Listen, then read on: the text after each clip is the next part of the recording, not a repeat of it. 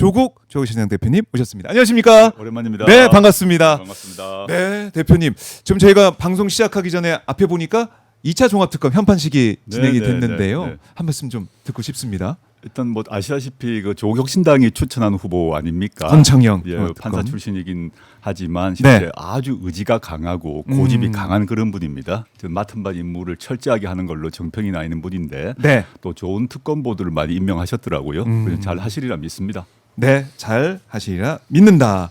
알겠습니다. 저희가 함께 지켜보도록 하겠습니다.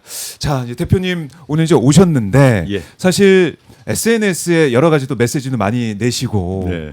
그다음에 뭐 당 회의에서도 메시지 많이 좀 내고 계신데 이것부터 좀 여쭤보고 싶어요. 뉴 이재명이라는 뭐 새로운 조, 뭐 신조라고 할까요? 여기에 대해서 어제도 이제 SNS에 글을 남기셨고 입장을 여러 차례 내고 계신데 어떻게 보시는 건지 이게 궁금하실 것 같아요, 시청자분들께서요. 그뉴 이재명이란 단어가 맨 처음에 네. 출발한 건 한겨레 조사 아닙니까? 그렇죠. 보시게 되면 한겨레 조사를 보게 되면 이 뉴 이재명이라고 부르는 사람들 국민들 네. 같은 경우는 대통령으로는 이재명 대통령을 지지하는데 음흠. 정당으로는 국민의힘 또는 개혁신당이라고 이제 두 정당을 포함해서 보수 정당을 한 39% 지지하고 네. 정당으로는 민주당을 34% 정도 지지한다고 나와 있습니다. 여기서 출발되었는데 저는 이재명 대통령에 대한 새로운 지지층 아니겠습니까? 네. 이 대통령이 당 대표 시절부터 얘기했던 중도 확장 정책이 먹히고 있다라는 점에서 좀 환영해야 된다고 봅니다. 네. 왜냐하면 정치라는 게 원래부터 국민의 지지를 더해 나가는 것이기 때문에 민주당 그 대표부터 시작했던 그 확장 전략이 먹히고 있다는 점에서 환영해야 되는 거죠. 환영해야 된다. 네, 즉 뺄셈의 정치가 아니라 덧셈의 정치를 하는 것이 당연히 정치인의 과제고 대통령으로는 당연히 그렇게 해야 되는 거 아니겠습니까? 근데 네. 문제는 그 과거에 이재명을 지지하지 않았지만 이제 현재는 이재명 대통령을 지지하는 국민들이 많아졌다는 점은 당연히 환영해야 되는 거죠. 네. 문제는 뭐냐면 이런 뉴 이재명이라는 국민들이 등장했다는 것을 자신들의 입지를 보장하거나 확장하려고 이용하는 세력이 있다. 거기가 문제입니다. 그래서 올드와 뉴를 갈라치고 또는 올드 이재명을 공격하는 이런 네. 그룹이 생겼고 그건 정말 문제다 생각하고 있습니다. 그러니까 이재명 대통령의 지지층이 확장되고 있다. 이 점에서 환영하고 바람직하다라고 보지만 어떤 정치적인 이 공세 빌미가 되는 거, 그다음에 그것도 어떻게 보면은 하나의 정치적이 갈라치기 하는 그런 걸로 이용되면 악용되면 안 된다 이런 입장이시네요. 물론이죠. 그러니까 네. 특히 보게 되면 이제 뉴 이재명이라고 부르는 국민들이 문제가 아니라 뉴 이재명이라고 불리는 국민들을 활용해서 자신들의 입지를 강화하려고 하는 정치인 또는 정치 지망성이 있거든요. 그런데 그 사람들을 잘 보게 되면 과거에 이재명 대표 또는 이재명 지사를 맹공하고 비난했던 사람들이었습니다.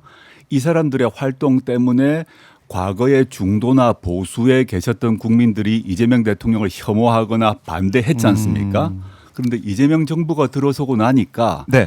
자신들이 앞장서서 공격했던 이재명 대통령을 갑자기 내세우고 자신이 이재명 지킴인 것처럼 활동하면서 자신들이 이재명을 공격할 때 이재명을 방어하고 옹호했던 사람들을 올드라고 몰아치는 행태죠.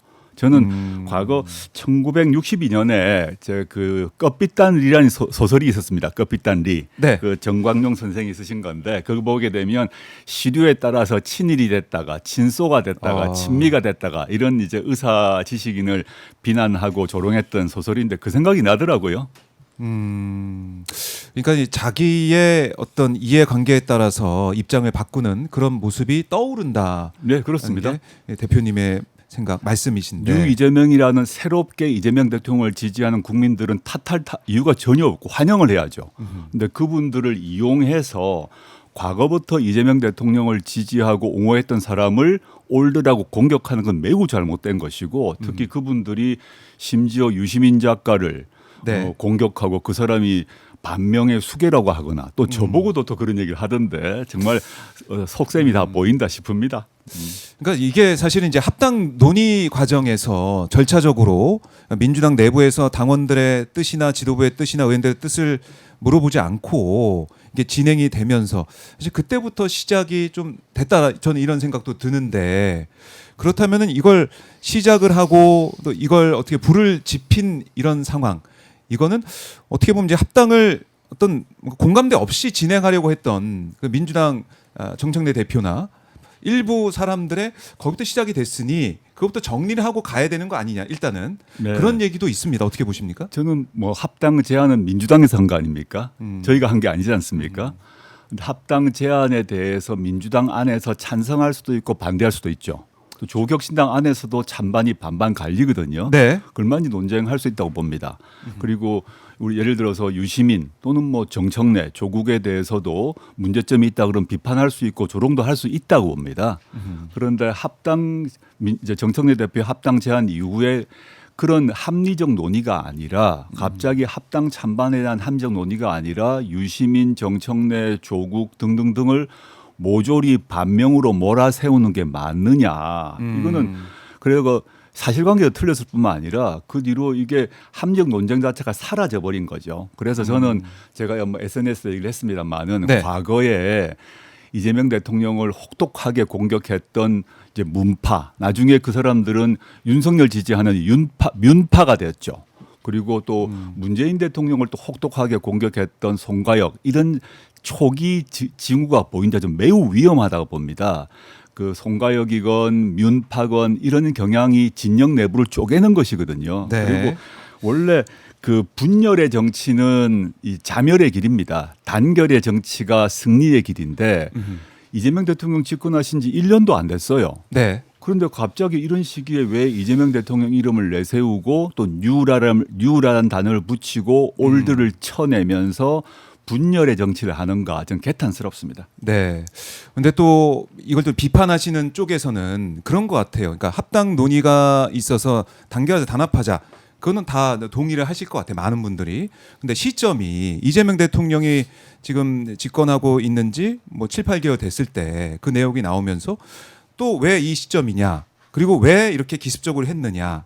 그게 결국 뭐 유시민 작가가 얘기했듯이 뭐 대통령 길, 이제 본류로 가야 조국 대표도 대통령 될 수 있는 그런 길을 갈 수 있다라는 네네네. 언급, 이런 네. 걸 봤을 때 이재명 대통령의 시간인데 이거 이렇게 되면은 또 차기 대권 주자 얘기, 차기 얘기가 나오면서 이재명 대통령의 시간이 또 사라지게 되고 이재명 정부 성공에 또 저해 요소가 되는 게 아니냐, 이런 우려가 있었던 것 같아요. 그러니까 그런 절차 문제는 제가 알 수가 없죠. 민주당 안에서 왜 그런 내부적 논의가 없었는지는 저한테 물으면 안 되죠. 민주당 안에 물어야 되지 않겠습니까? 네. 근데 뭐 여러모로 확인되었지만 대통령의 그 지로는 합당이었다는 점은 이제 확인되었지 않습니까?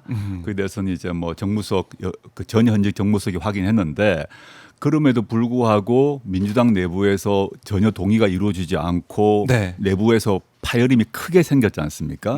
그 문제는 제가 평가할 건 아니다. 민주당 내부의 사정을 제가 정확히 알지 못하기 때문에 그렇게 네. 답드리고 싶고, 그 제 이름까지 거론되면서 뭐 유시민 작가까지 포함해서 조국 대권론 우스꽝스러운 얘기라고 봅니다. 전 당권이나 대권은 국민이나 당원이 선정하는 것이지 몇 사람이 그렇게 음모를 꾸민다고 될 일이 아니죠.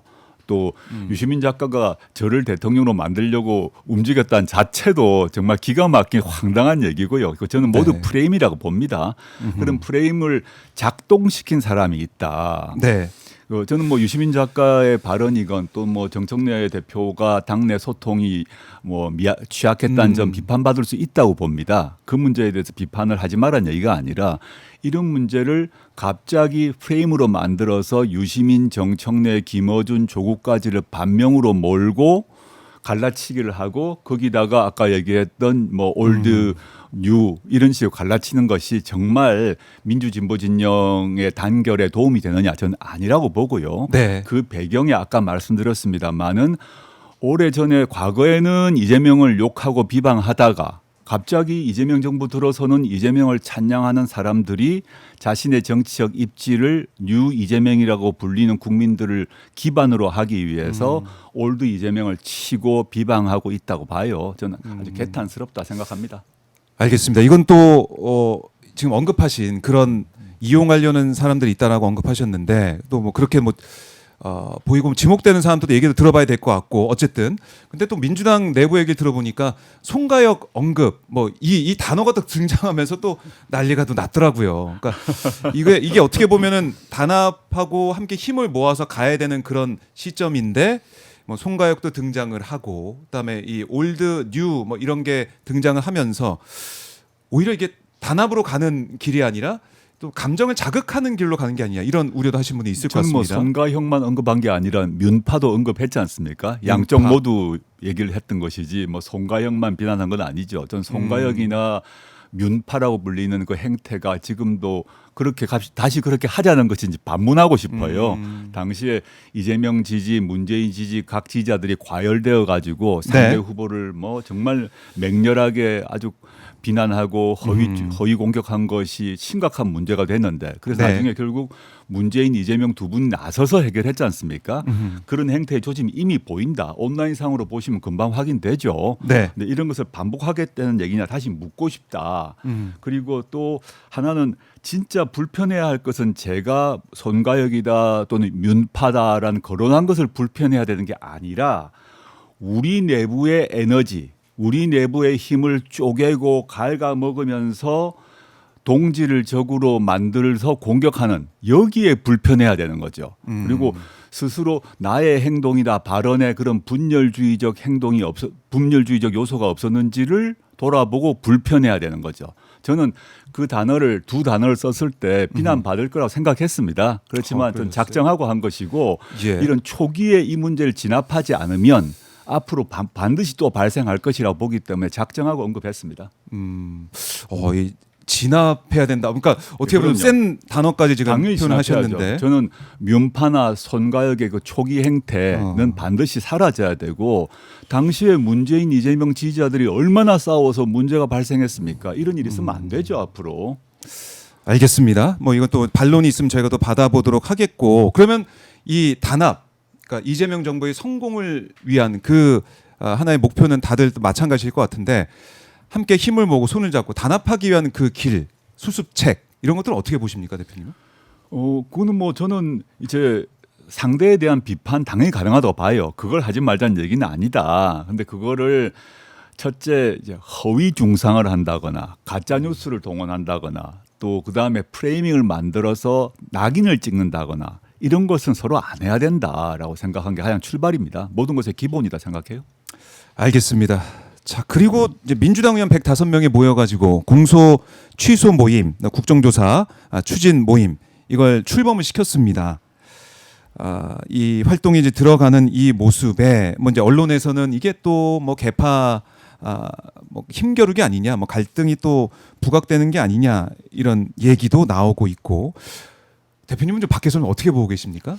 전 내부 사정은 정확히 잘 알지가 못하고 뭐 몇몇 제가 아는 분하고 이렇게 통화를 해봤는데 저는 이제 공소 취소에 대해서는 제가 사실은 2025년 작년 9월부터 일관되게 공소 취소 필요하다고 주장을 해왔어요. 네. 그때 당시에 민주당은 재판 중지법을 만들자고 주장을 했어요. 저는 재판 중지법이 아니다. 네. 공소 취소해야 한다고 주장을 했고 그러다가 당시에 이제 강훈식 비서실장이 재판 중지법 만들지 말아달라고 부탁하면서 재판 중지법 추진이 중단됐습니다. 그때 제가 공소 취소를 얘기할 때는 사실은 민주당에서 거의 반응이 없었습니다. 네. 25년 9월에는 전혀 반응이 없다. 갑자기 지금 이제 모이셨어요. 저는 뭐 그 취지 좋다고 봅니다. 네. 근데 지금 이게 묘하게 지금 그 격렬한 논쟁 이후에 이 모임이 만들어지니까 오해가 있는 것 같은데 저는 공소 취소 필요하다고 본 입장에는 이제 동의를 하는데 필요하다. 근데 그 이제 공치모라고 하나요? 네, 공치모에서 줄여서 공치모. 추진하는 여러 가지 목표를 보니까 네. 국민 대상으로 1,000만 명 서명 운동하겠다고 얘기에 대해서 그건 좀 의아했습니다. 국회의원은 입법권을 갖고 있기 때문에 조국혁신당이 어떤 법률을 그때 만들었나 하면 검찰권 오남용 피해 회복 특별법을 이미 법안을 제출했고 예. 그때 공소 취소 얘기가 들어 있습니다. 그 법안을 통과시키면 돼요. 국민 서명 운동할 때가 아닙니다. 이걸 실제 하겠다 그러면 하면 되고요. 네. 그다음 즉 국회는 입법으로 말하고 입법으로 행동해야 되는 건데 서명운동을 왜 하는지 약간 의아스럽다라고 말씀드리고 싶고 네. 또 하나는 국정조사 국정조사, 얘기가 예. 있었습니다.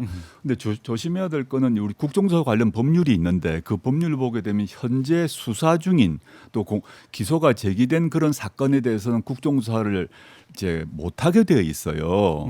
그래서 실제 국정조사를 한다 그러면 증인이 나올 거 아닙니까? 나오면 대부분 증인은 지금 현재 수사 중이므로 재판 중이므로 답할 수 없습니다. 이렇게 말하고 말 겁니다.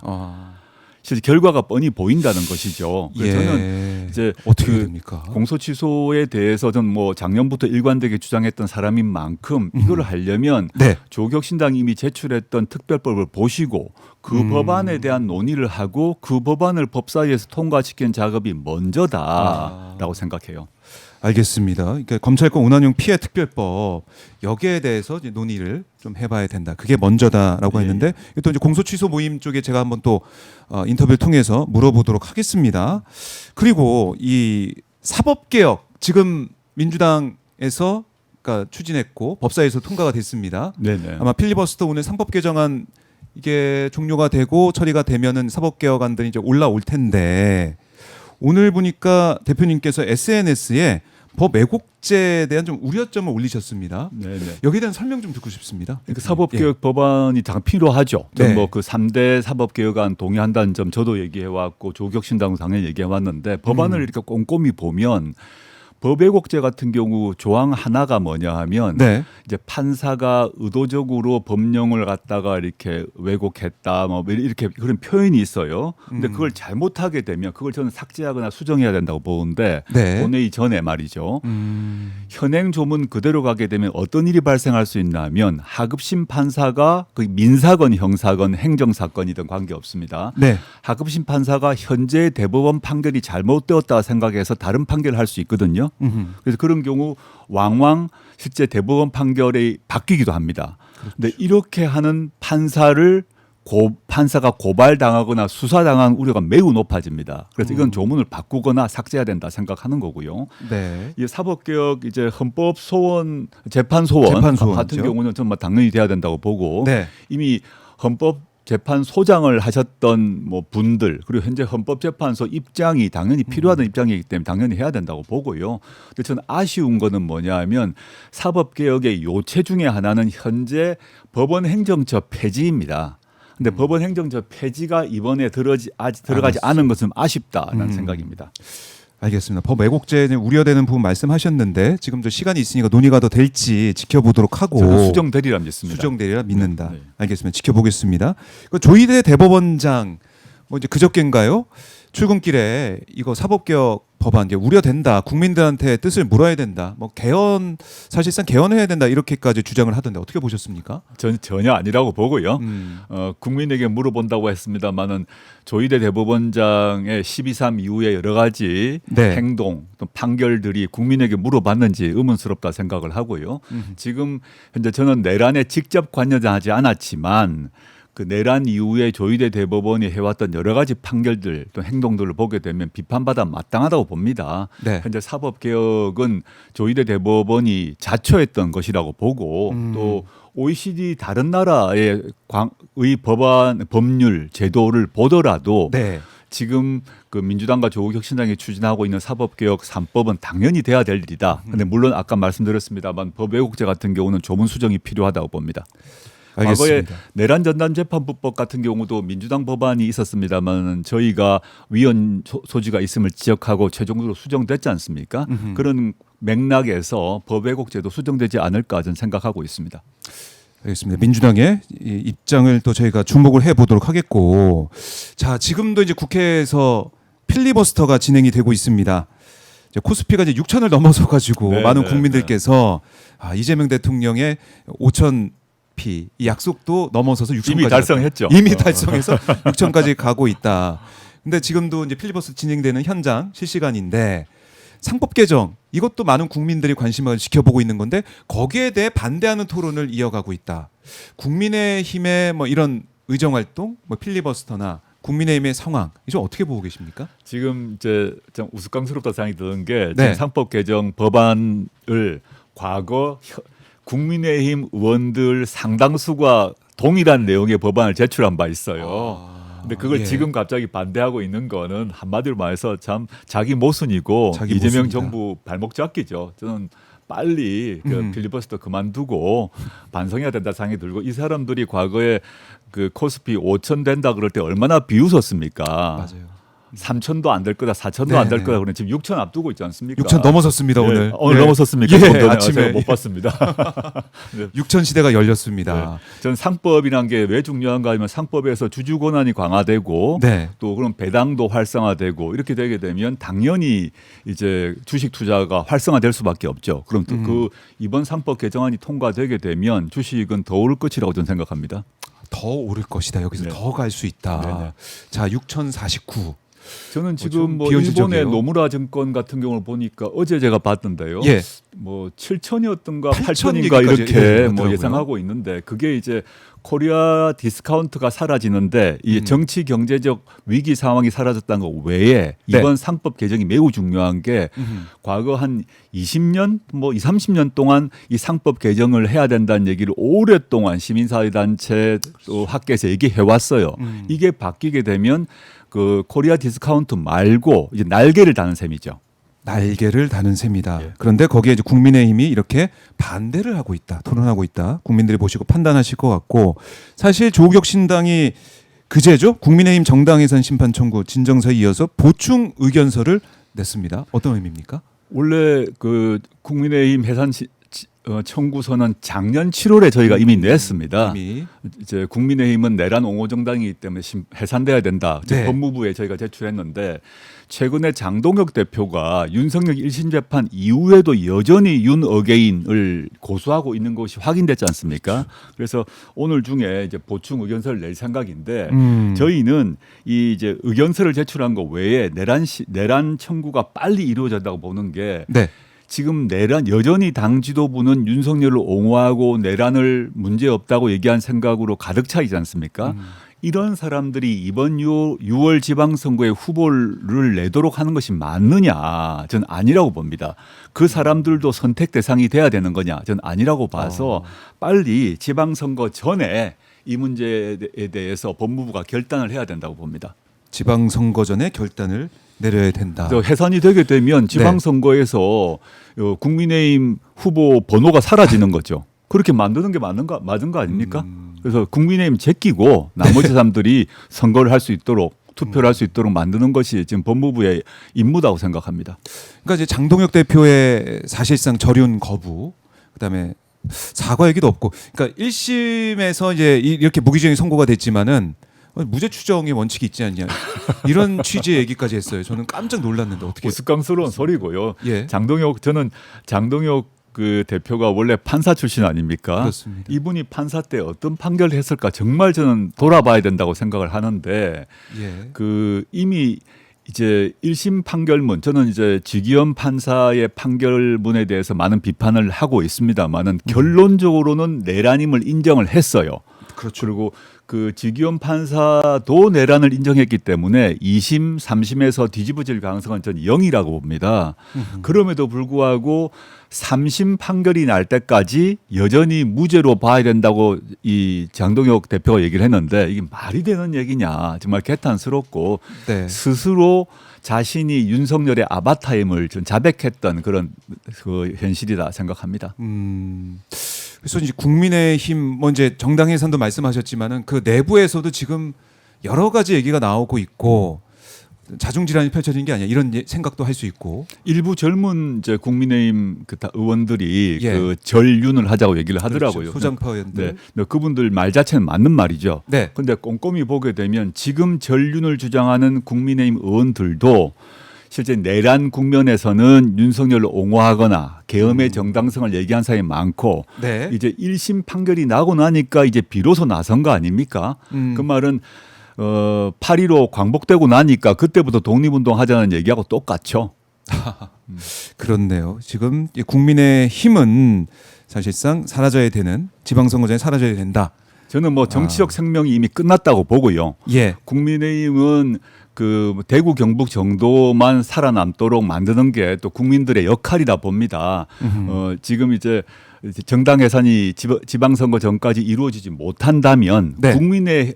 진짜 국민의 힘으로 국힘을 심판해야 되는 거죠. 이들이 여전히 그 윤석열을 옹호하고 내란을 비호하는 발언을 하고 있지 않습니까? 전 네. 생명은 끝났고 국민의힘으로 국민의 손으로 바꾸겠습니다. 헷갈릴 수 있으니까 국민의 손으로 국민의힘을 무덤석으로 보내야 된다 생각합니다.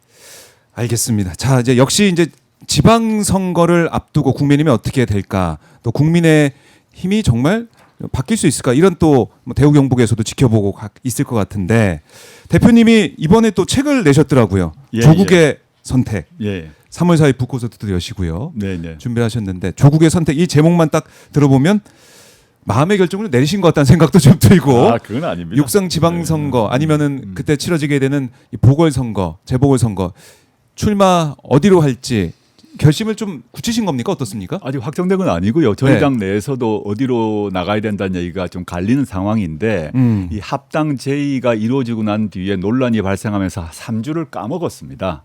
네. 사실 저희 당도 그에 대한 그 영향으로부터 자유롭지 못했지 않습니까? 그러다 보니까 3주를 까먹었는데, 제가 당대표이자 인재영입위원장입니다. 그래서 광역 및 기초단체장 후보, 네. 그리고 국회의원 재보궐선거에 나갈 후보, 그거를 영입하는데 지금 총력을 기울이고 있습니다.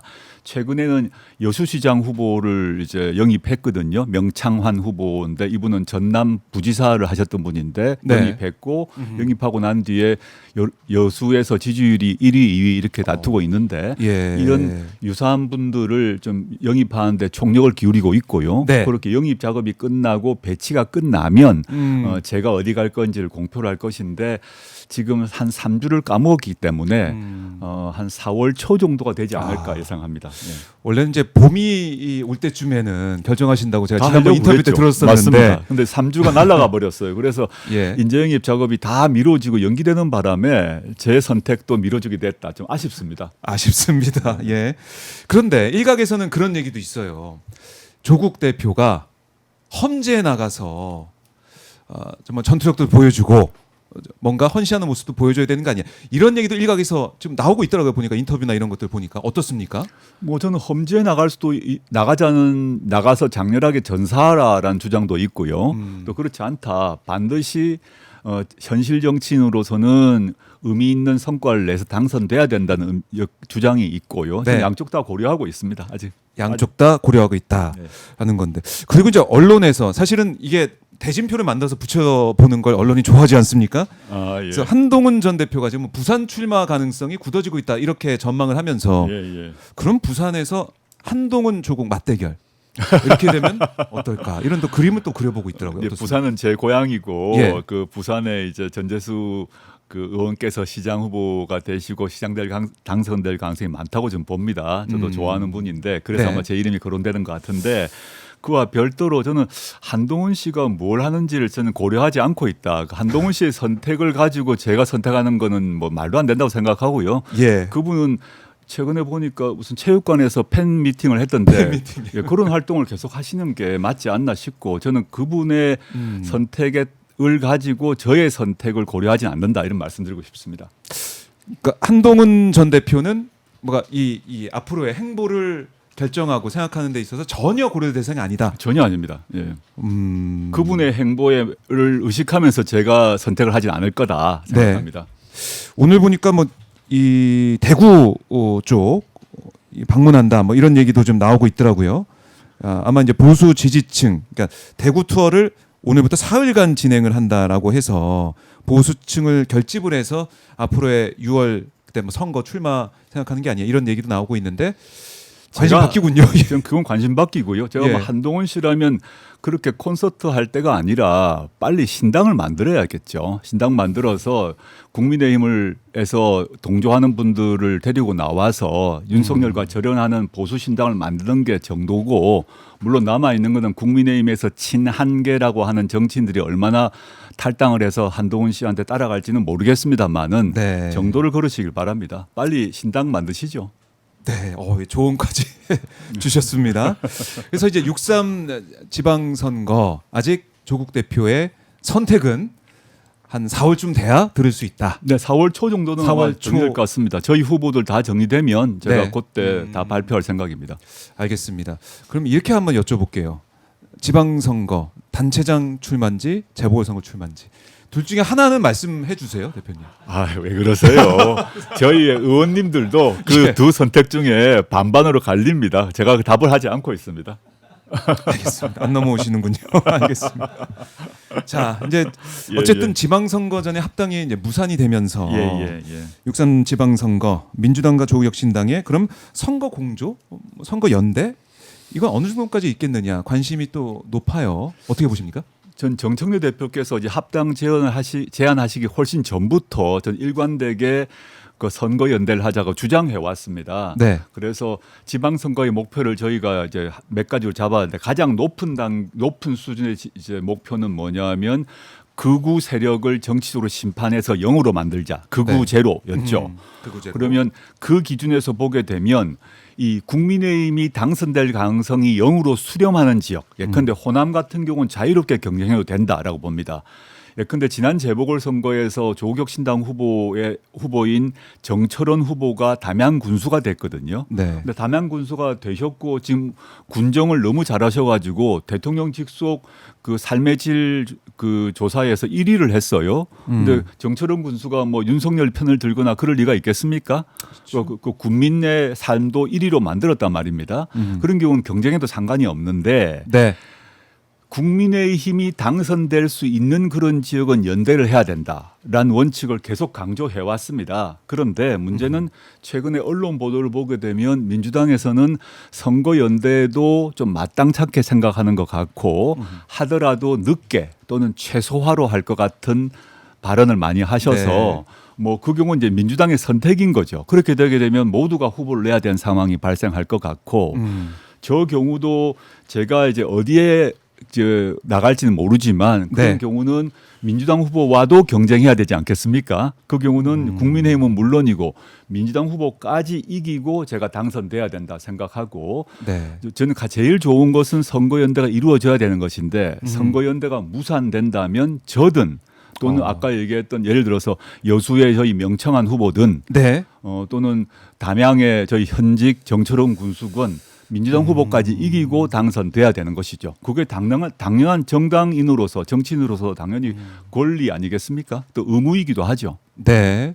자, 일단은 민주당과의 연대 얘기를 해 보겠지만 일단은 선거 승리를 위해서 노력을 하고 있는 그 상황인데 근데 이 민주당이 규칙으로 이루어진 그런 지역에서 재보궐선거 무공천해야 된다. 이런 얘기가 나오면서 뭐 민주당 지지층에서는 또 반발하는 목소리도 있기도 하고 이건 어떻게 보십니까? 그건 일관되게 이제 조국혁신당 주장이 왔던 것입니다. 이제 이번 이제 그 규책 사유가 평택과 군산이 이제 비기 전부터 즉 음. 어느 정당이든 간에 그 정당의 규책 사유로 재보궐을 할 경우 후보를 내지 말자는 얘기를 오래 전부터 해왔어요. 네. 그런데 이번에 두 군데가 됐지 않습니까? 세 군데는 또 그럴 수도 있겠죠. 세 군데든 네 군데든 간에 그게 정치 개혁의 요체가 아니냐. 이 재보궐 선거하는데 엄청난 돈이 듭니다. 근데 그게 뭐 부패든 선거법 위반이든 뭐든 간에 책임져야 되는 것이 맞는 거고 네. 원래 민주당의 원래 내부 그 규칙에 보게 되면 규책 사유가 있는 경우 후보 내지 않는다라고 돼 있었어요. 그러다가 이제 근래 단서 조항을 넣어가지고 후보를 낼 수 있는 걸로 만들었습니다만은 네. 정치 개혁의 대의를 생각하면 어느 정당이든 조국혁신당까지도 마찬가지일 것입니다. 저희 지금 현역으로 담양 군수가 있습니다만은 그분이 규책 사유가 있어서 재보궐선거를 한다. 그러면 후보를 안 내야 된다고 본다는 겁니다. 그 원칙이 맞다. 그래서 그 뭐 부패든 공직선거법 위반이든 정치자금법 위반이든 간에 앞으로도 계속 생길 수가 있습니다. 이번 네. 말고도 내년 4월에 또 재보궐선거가 있어요.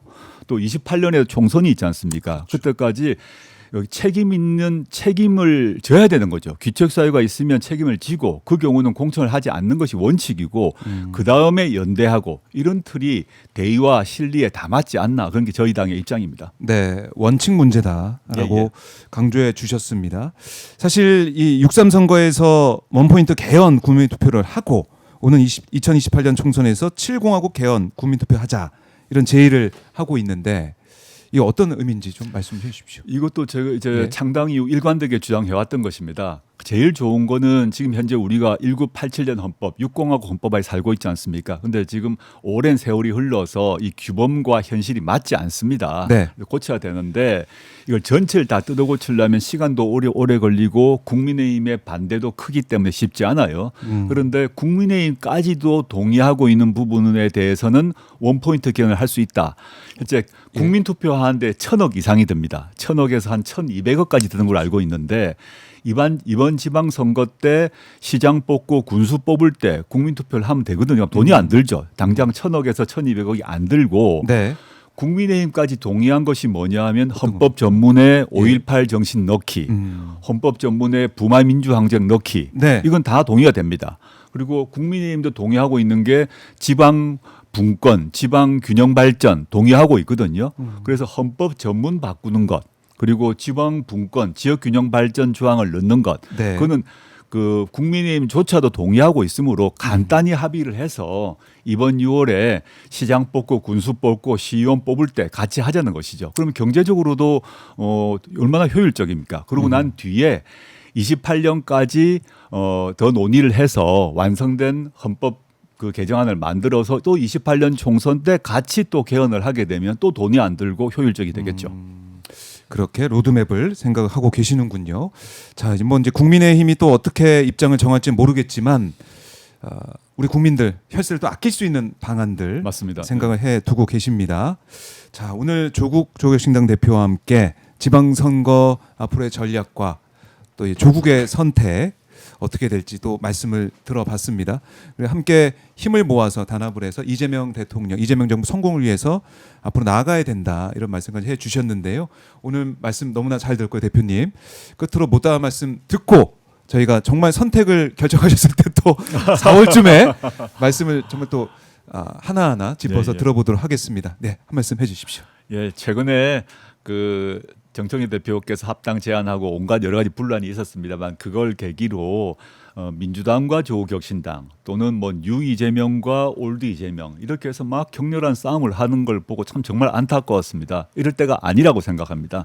여전히 내란 세력은 정치권에 존재하고 있고 또 이재명 정부의 발목을 잡으려는 극우 세력이 여전히 존재하고 있지 않습니까? 그럼에도 불구하고 민주당과 조국혁신당 또는 뭐 뉴 이재명과 올드 이재명을 나눠서 갈라치게 하고 이럴 때인가 저는 아니라고 생각하고요. 다 연대 단결해서 가야 된다고 생각합니다. 지방선거에 대해서 말씀드리자면 이번 지방선거를 계기로 전국에서 적어도 광역자치단체장 경우는 국민의힘을 모두 0으로 만들어야 된다고 생각합니다. 그러기 위해서 민주당과 조국혁신당이 연대하고 단결해야 된다는 점 다시 한번 강조합니다. 네, 대표님 말씀 잘 들었습니다. 예, 네, 고맙습니다. 고맙습니다. 네. 지금까지 조국 대표와 말씀을 나눠봤습니다.